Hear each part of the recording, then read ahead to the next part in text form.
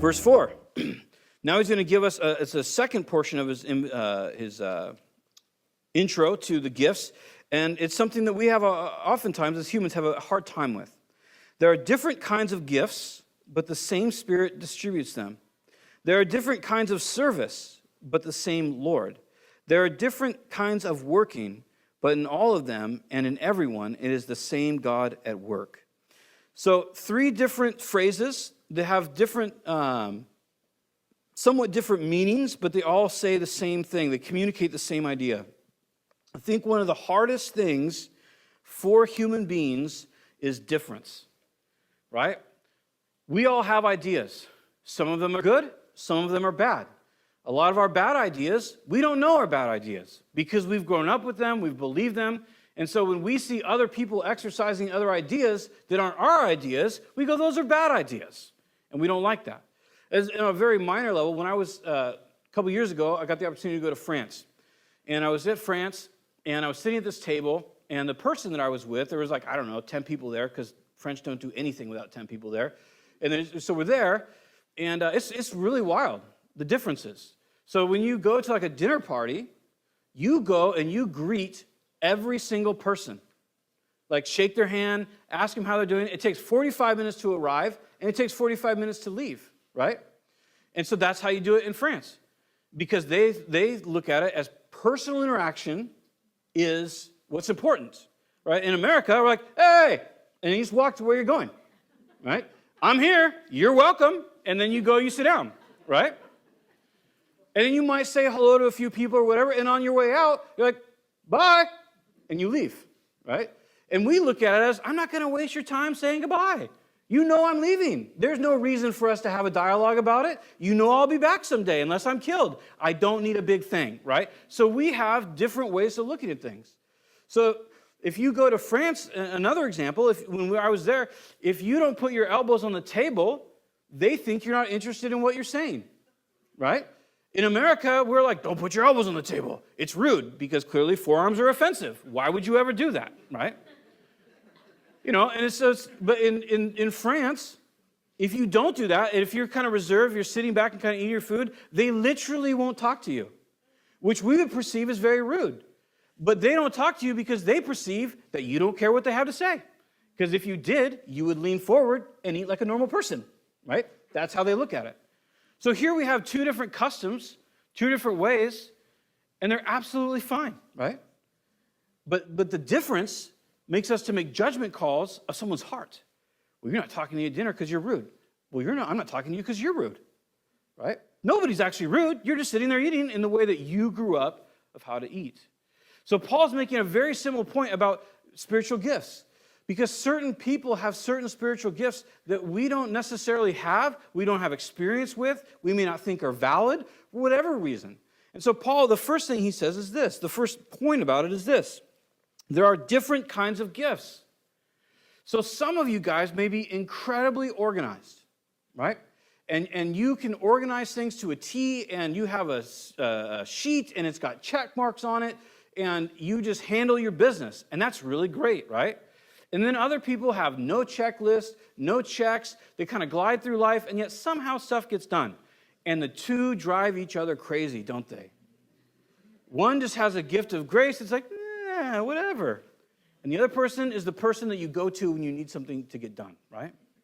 So we can look at those people, and you can measure if you're a gifted person at being organized and making things happen. The person who's like, not that way.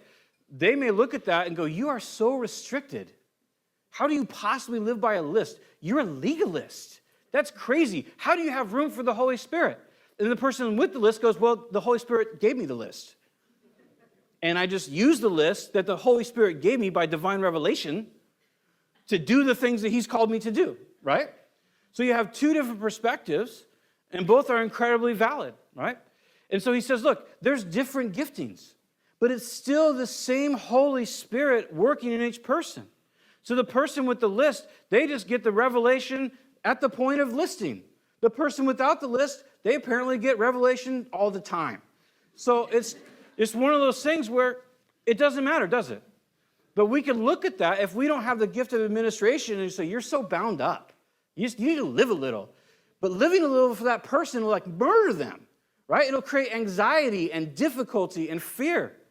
And if you say to the person who's more kind of, there's no negativity to it, kind of more free or open with their stuff, if you say you need to make a list and do this, you will make them feel confined. You'll make them feel legalistic. You'll make them feel like they're not really acting on what God has for them, right? So there's different gifts.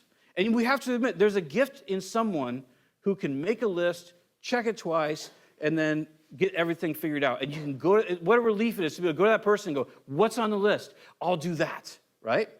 There's also an incredible gift around being somebody who, like, everything's burning to the ground around them, and they're like, we'll get it figured out, right? There's comfort in both of those things. So he says there's different gifts, but the same Spirit distributes them. One gift is not from Satan, and one gift is not from God in that context.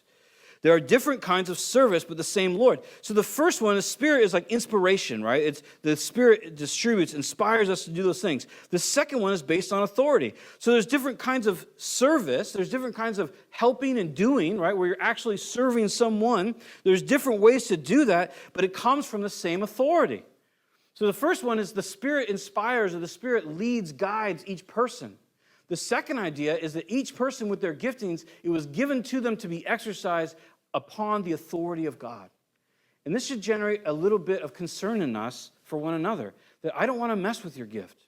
I don't want to question your gift. I don't want to question what you're doing. If it's weird or funky, and it's somehow, if it's breaking rule number 1 or 2, that the Spirit of God never says Jesus or his people to be cursed, then maybe we can step in and say, I don't see how that works out. You're doing this to people, or you say it's for people, but it's really hurtful.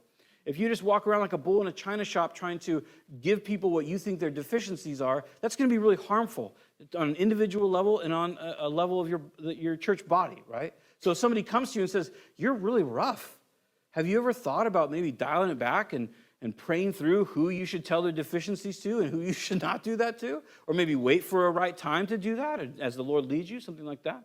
So we acknowledge that not only are these gifts inspired by the Spirit, but that it's upon the authority of the Lord. Verse 6, there are different kinds of working, but in all of them and in everyone, it is the same God at work. Now, this is the idea of spiritual energy, the Greek word there.